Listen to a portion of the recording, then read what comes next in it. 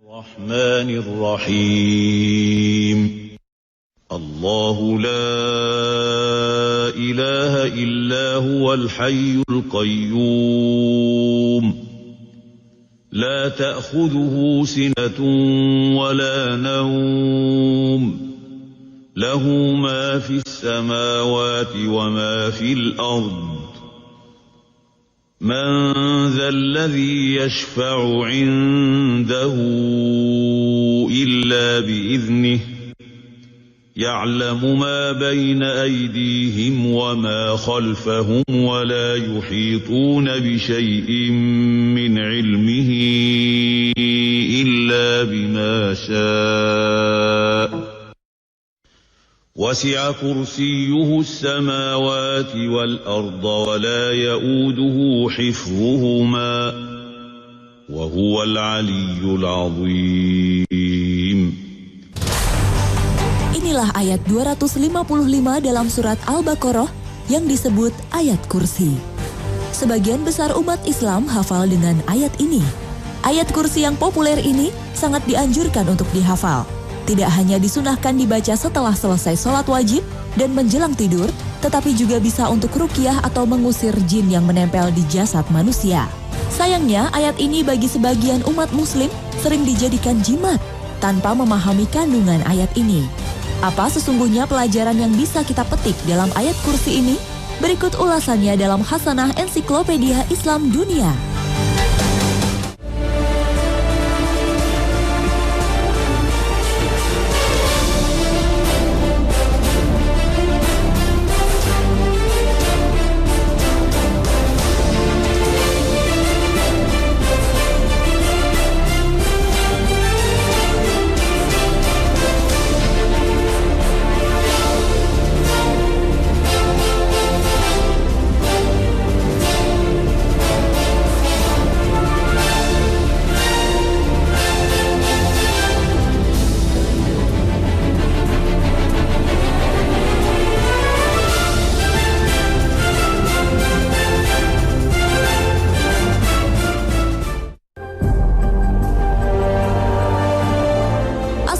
Assalamualaikum warahmatullahi wabarakatuh. Selamat pagi pemirsa Trans 7. Hasanah Ensiklopedia Islam Dunia pagi ini kembali hadir ke hadapan Anda untuk berbagi pengetahuan dan saling menasehati dalam kebajikan. Rasulullah Shallallahu Alaihi Wasallam telah mengajarkan sebuah amalan ibadah yang baik dan benar seperti yang diriwayatkan dalam berbagai hadisnya. Namun sungguh sangat ironi, masih banyak umat Islam yang mengamalkan sebuah amalan ibadah yang tidak pernah dicontohkan oleh Rasulullah. Mungkin karena keterbatasan ilmu, ikut-ikutan, atau keengganan untuk belajar agama Islam secara utuh. Padahal, Allah Ta'ala telah memberi tuntunan jika tidak mengetahui sesuatu, maka bertanyalah kepada ahli ilmu atau para alim ulama. Sebagian kita mungkin ada yang mengamalkan ayat kursi sebagai jimat agar dagangannya laris. Bahkan diharuskan untuk menjalankan ritual membaca ayat kursi hingga ratusan dan ribuan kali. Padahal tidak ada satupun hadis Nabi yang menjadi rujukan ritual ini. Nah, bagaimanakah sebenarnya kandungan dan hikmah ayat kursi yang sesuai dengan syariat Islam?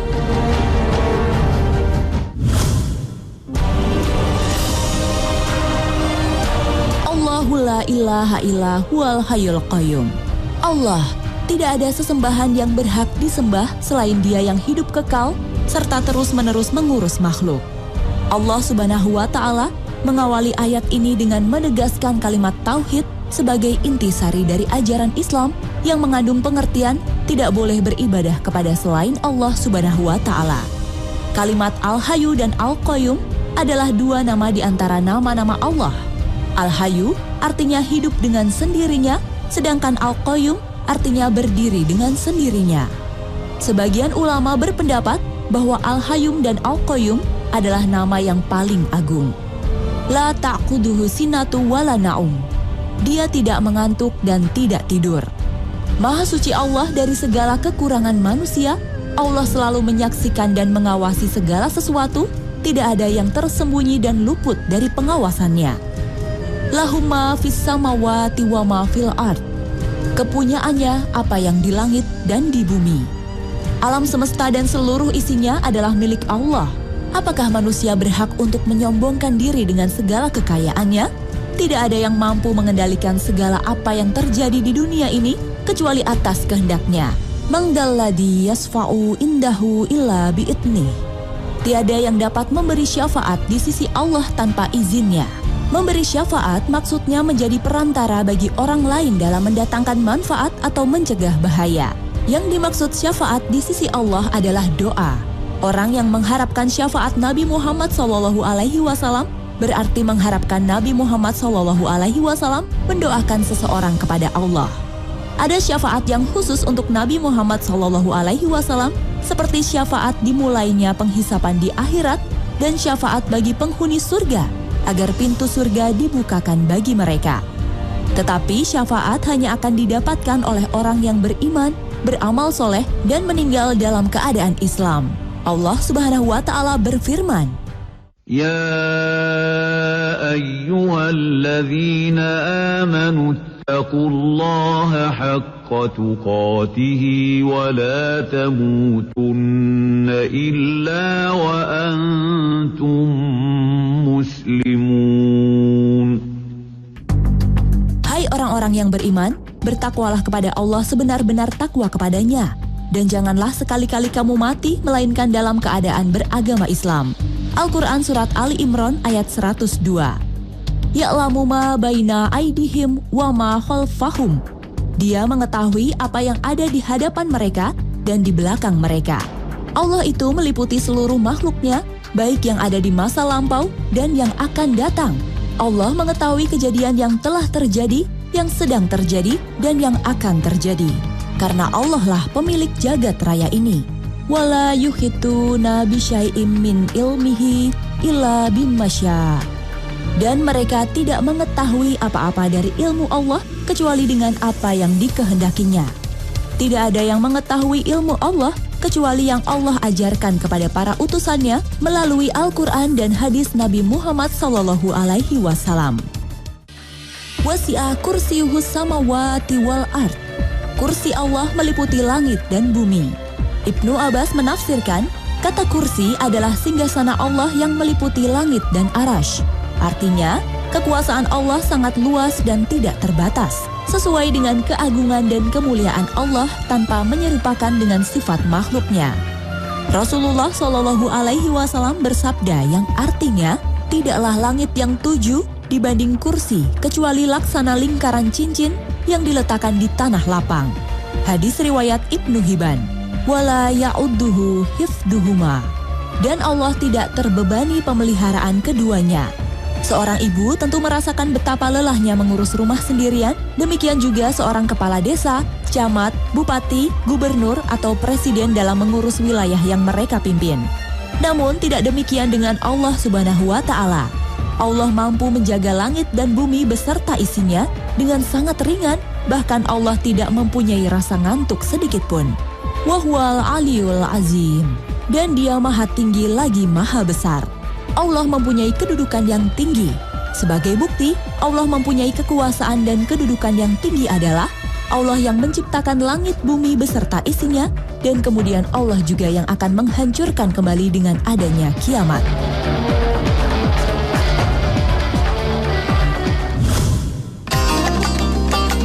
Setiap muslim mendambakan syafaat Nabi Muhammad SAW. Karena pada hari kiamat, tidak ada yang menolong seorang hamba kecuali Allah Subhanahu wa Ta'ala yang telah mengizinkan Nabi Muhammad untuk memberi syafaat pada umatnya. Kunci untuk mendapat syafaatnya, pertama, tauhid dan mengikhlaskan ibadah kepada Allah Subhanahu wa Ta'ala. Tidak diragukan lagi bahwa tauhid sebagai penyebab yang paling besar untuk mendapatkan syafaat pada hari kiamat. Nabi Muhammad SAW pernah ditanya, siapakah orang yang paling bahagia dengan syafaatmu pada hari kiamat? Nabi menjawab, yang paling bahagia dengan syafaatku pada hari kiamat adalah orang yang mengucapkan la ilaha illallah dengan ikhlas dari hatinya atau dirinya. Hadis riwayat Bukhari. Orang yang bertauhid kepada Allah dan mengikhlaskan seluruh ibadahnya dan perbuatannya kepada Allah, maka dia berhak mendapatkan syafaat. Sebagaimana dia juga berhak mendapatkan segala macam rahmat, sesungguhnya syafaat adalah salah satu sebab kasih sayang Allah kepada hambanya. Dan yang paling berhak dengan rahmat-Nya adalah ahli tauhid dan orang-orang yang ikhlas kepadanya. Setiap yang paling sempurna dalam mewujudkan kalimat ikhlas La ilaha illallah dengan ilmu, keyakinan, amal, dan berlepas diri dari berbagai bentuk kesyirikan, maka dia yang paling berhak mendapatkan rahmat Allah. Selain itu, yang berhak mendapatkan syafaat-Nya adalah pertama, orang yang gemar membaca Al-Quran. Dari Abi Umamah, Rasulullah SAW bersabda, "Bacalah Al-Quran. Sesungguhnya Al-Quran akan datang pada hari kiamat sebagai pemberi syafaat bagi sahabatnya." Hadis riwayat Muslim. Yang dimaksud sahabat Al-Quran itu ialah orang-orang yang membacanya, mentadaburinya, dan mengamalkan isinya. Kedua, orang yang rajin berpuasa, baik wajib maupun sunnah. Rasulullah SAW bersabda, "Puasa dan Al-Quran akan memberi syafaat kepada seorang hamba pada hari kiamat kelak. Puasa akan berkata, 'Wahai Robku, aku telah menahannya dari makan pada siang hari dan nafsu syahwat. Karenanya, perkenankan aku untuk memberi syafaat kepadanya.' Sedangkan Al-Quran berkata, 'Aku telah melarangnya dari tidur pada malam hari, karenanya perkenankan aku untuk memberi syafaat kepadanya.'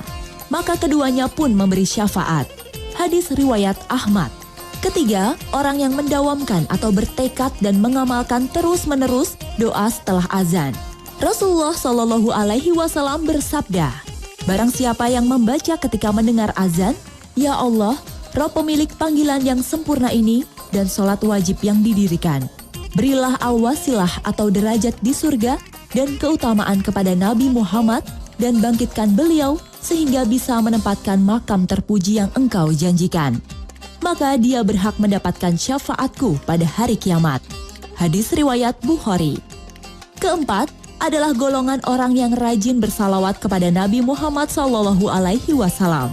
Rasulullah bersabda dalam sebuah hadis riwayat dari Ibnu Mas'ud, "Orang yang paling berhak mendapatkan syafaatku pada hari kiamat adalah yang paling banyak salawat kepadaku." Hadis riwayat Tirmizi. Kelima adalah golongan orang yang menghidupkan sunnah menyolatkan saudaranya ketika meninggal. Rasulullah SAW bersabda, "Tidaklah seorang mayit disolatkan oleh sekelompok orang Islam yang jumlah mereka mencapai 100, semuanya memintakan syafaat untuknya, melainkan syafaat itu akan diberikan pada dirinya." Hadis riwayat Muslim. Keenam, orang yang senantiasa memperbanyak sujud. Memperbanyak sujud maksudnya adalah dengan memperbanyak melaksanakan sholat-sholat sunnah. Dari Rabi'ah bin Ka'ab al-Aslami, dia berkata, "Aku pernah bermalam bersama Rasulullah SAW, lalu aku mendatangi beliau sambil membawa air untuk wudhu beliau.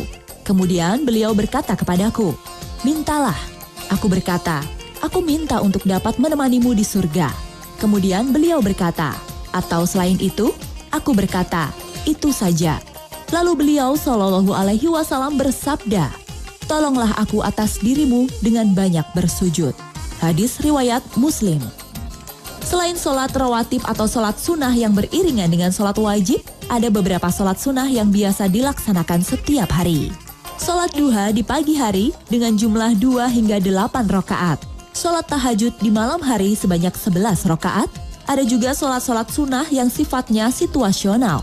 Misalnya sholat tarawih, sholat gerhana bulan, sholat id, dan sholat jenazah.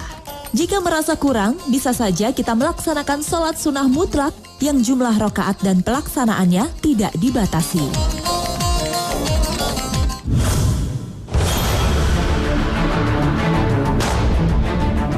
Syafaat adalah anugerah yang hanya akan diterima oleh kaum mukminin dan syafaat tidak berguna bagi mereka yang mati dalam keadaan kafir.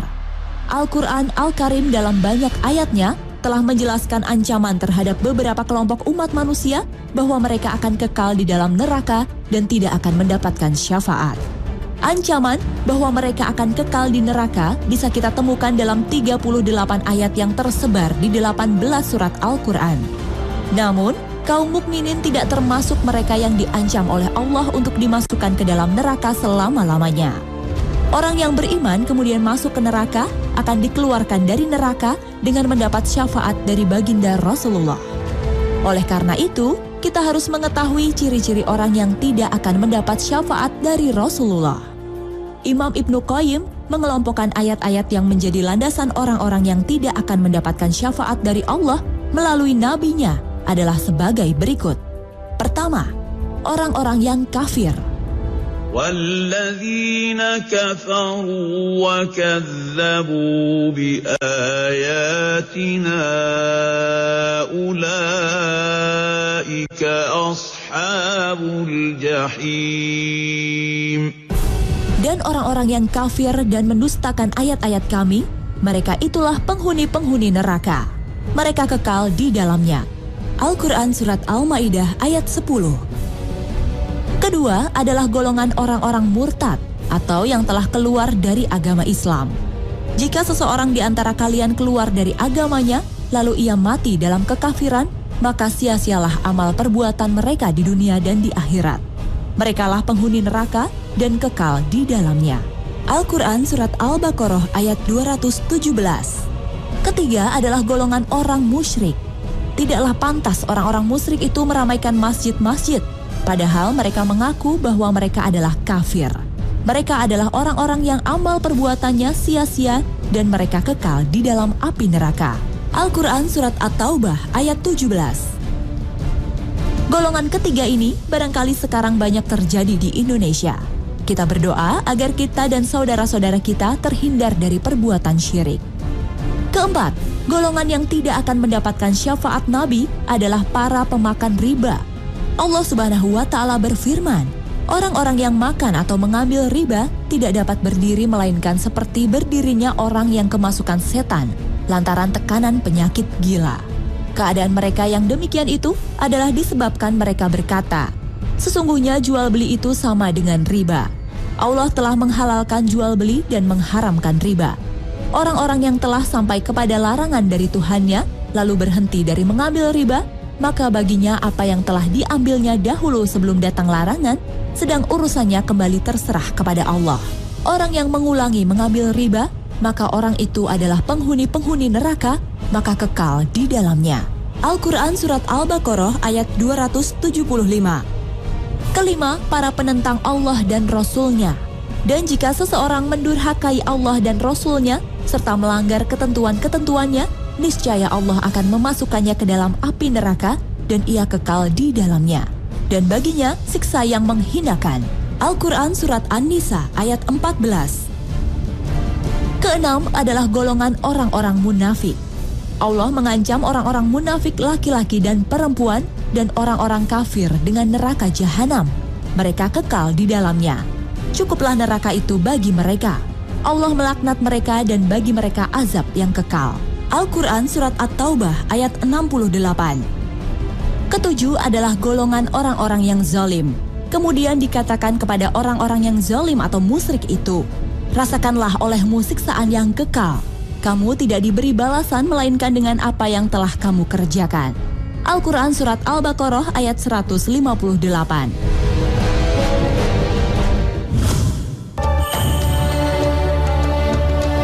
Semua surat dalam Al-Quran adalah agung dan mulia. Demikian juga seluruh ayat dan kandungannya. Namun Allah Subhanahu wa Ta'ala dengan kehendaknya telah mengistimewakan sebagian dari ayat-ayatnya dalam Al-Quran seperti ayat 255 dalam surat Al-Baqarah yang disebut ayat kursi. Rasulullah Shallallahu Alaihi Wasallam bersabda, apabila engkau mendatangi tempat tidur di malam hari, bacalah ayat kursi. Niscaya Allah akan senantiasa menjagamu dan setan tidak akan mendekatimu hingga waktu pagi. Hadis riwayat Al-Bukhari. Hadis di atas menunjukkan keutamaan ayat kursi. Apabila kita merutinkannya, maka kita akan dapati keutamaan yang sangat banyak. Hendaknya setiap muslim bersemangat kepada apa yang bermanfaat baginya. Ayat kursi sendiri bukanlah ayat yang panjang dan sulit untuk dihafal. Kita juga harus memperbaiki bacaannya, memahami maknanya, kemudian mengamalkannya. Allah Ta'ala yang berhak diagungkan, baik dalam hati maupun dalam seluruh ibadah kita. Kemudian menjalankan seluruh perintahnya dan menjauhi larangannya, baik yang termaktub dalam Al-Quran maupun yang disampaikan oleh Rasul-Nya. Rasulullah Shallallahu Alaihi Wasallam bersabda, tidaklah Allah menciptakan langit dan bumi melebihi agungnya ayat kursi. Dalam hadis lain, tidaklah langit yang 7 dibandingkan kursi kecuali laksana lingkaran cincin yang diletakkan di tanah lapang. Hadis riwayat Ibnu Hibban. Begitu banyak fadilah orang yang biasa membaca ayat kursi setelah selesai sholat fardu. Diriwayatkan dari Abu Umamah, Rasulullah Shallallahu Alaihi Wasallam bersabda, barang siapa membaca ayat kursi di setiap selesai melakukan sholat fardu, maka tidak ada yang mencegahnya masuk surga kecuali kematian. Hadis riwayat An-Nasa'i. Dalam kisah lain, diriwayatkan dari Ubay bin Ka'ab radhiyallahu anhu, disebutkan bahwa bangsa jin akan berkata, barang siapa membacanya ketika sore, ia akan dilindungi dari kami sampai pagi. Barang siapa membacanya ketika pagi, ia akan dilindungi sampai sore. Hadis riwayat At-Tabrani. Dalam hadis yang lain, Nabi Shallallahu Alaihi Wasallam bersabda, barang siapa yang membaca ayat kursi setelah setiap sholat wajib, maka tidak ada yang akan menghalanginya dari masuk surga selain kematian. Hadis riwayat At-Tabrani. Karena banyak fadilah ayat kursi ini, maka tentunya tak akan kita lewatkan untuk membacanya terutama setelah sholat fardu. Pemirsa Hasanah, inilah hikmah dan pelajaran yang bisa kita ambil dengan mempelajari tafsir ayat kursi. Mudah-mudahan dengan memahami makna dan kandungan yang ada dalam ayat kursi, keimanan kita semakin bertambah dan kita bisa terhindar dari perbuatan sombong karena sesungguhnya langit beserta isinya milik Allah semata. Terima kasih atas perhatian Anda dan wassalamualaikum warahmatullahi wabarakatuh.